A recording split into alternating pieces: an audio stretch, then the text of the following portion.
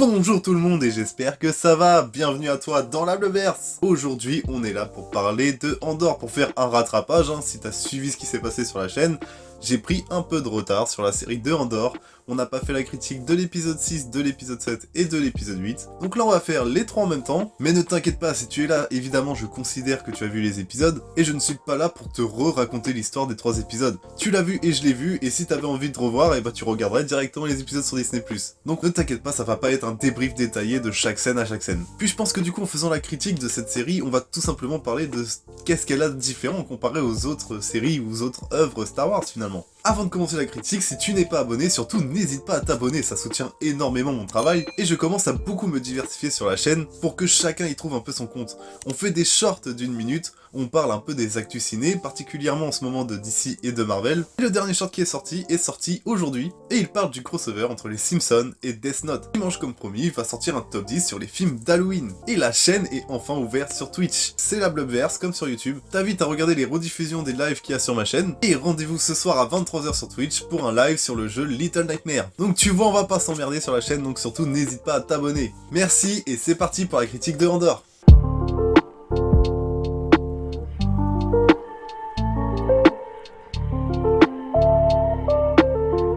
Alors déjà, quelles étaient mes attentes pour ces trois épisodes? Mes attentes, c'était surtout sur l'épisode 6. Je vous avoue que on a eu un épisode 4 et 5 un peu longuet, mais qui mettait vraiment en place l'épisode 6, le braquage. Et sur certains points, j'ai été déçu, sur d'autres, pas du tout. Déjà, j'aurais voulu que ça soit un épisode d'intensité, tout le long. Je m'attendais vraiment à ça. Le braquage était bien fait, ils avaient un plan vraiment bien organisé. À la fin, ça part un peu en couille, évidemment, tu vois, En fait, c'est la chronologie de chaque braquage, on s'attend un peu aux événements qui vont se passer, et c'est ça qui est un peu dommage. Et la mise en place est longue, et très longue, je crois qu'on passe 15-20 minutes à faire la mise en place du braquage, alors qu'on a un épisode avant qui fait la mise en place du braquage. Donc du coup, j'ai compris la volonté de vouloir travailler les personnages avant qu'il y ait cet événement, parce qu'il y en a qui vont mourir. Tony Gilroy l'avait dit, il va y avoir beaucoup de morts parce que c'est une révolution. Carrément, on a beaucoup de morts, et ça c'est bien, parce que ça nous surprend, et on est dans Star Wars, en fait. En fait, là où la série est vraiment différente de ce que Star Wars nous propose, c'est qu'il y a de la violence, effectivement, il y a des morts, il y a de la cruauté. Il n'y a pas trop de filtres, il y a des trahisons, il y a des complots, il y a de la cruauté. Par contre, justement, étant donné qu'elle met en place tout ça, une révolution, etc., la série se retrouve à des moments un peu longues, un peu trop longues. Essentiellement dans les épisodes qui vont suivre, on va en parler après. On est à l'épisode 6, l'épisode 3 c'était pareil, c'était celui qui bougeait un peu tout, tu vois. Là ça a été le cas, mais c'était surtout vers la fin. Je sais pas si t'as eu ce ressenti, mais moi j'ai eu ce ressenti.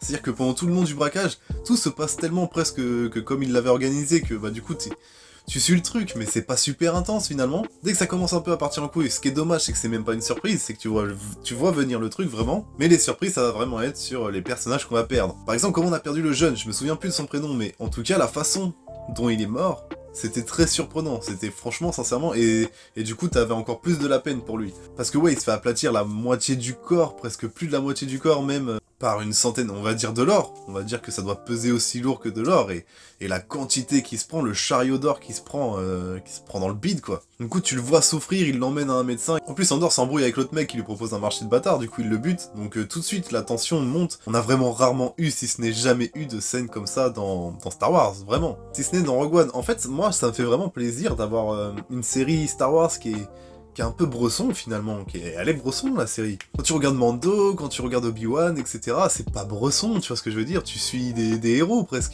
Si la série fait vraiment un bon taf, je trouve que ouais, tu vois le complot et tout. Après, je trouve que peut-être qu'on le voit trop, peut-être que parfois c'est trop long. Si on passe à l'épisode 7 et 8, c'est trop long. Enfin là, d'un coup, ça redevient longuet dans le développement. Par contre, et ça, je n'en démordrai pas, pour moi, c'est super intéressant de voir ce qu'on voit dans la série. Malgré que ce soit longuet, on voit quand même des trucs super intéressants. La façon dont l'Empire a évolué une fois qu'elle a pris le pouvoir, je trouve que c'est masterclass de voir ça, je trouve ça génial. Et en fait, tu vois qu'il y a toute une étape avant l'Empire qu'on connaît vraiment, l'Empire impartial, l'Empire dont tout le monde a peur. Là, c'est petit à petit, et en même temps que la rébellion est en train de naître, littéralement. Le premier coup, le braquage, finalement, c'est la naissance de la rébellion. En fait, je trouve ça super intéressant parce que là, en plus, c'est vraiment une partie Bresson de Star Wars et il nous la montre de façon Bresson, il nous la montre pas de façon lumineuse, etc.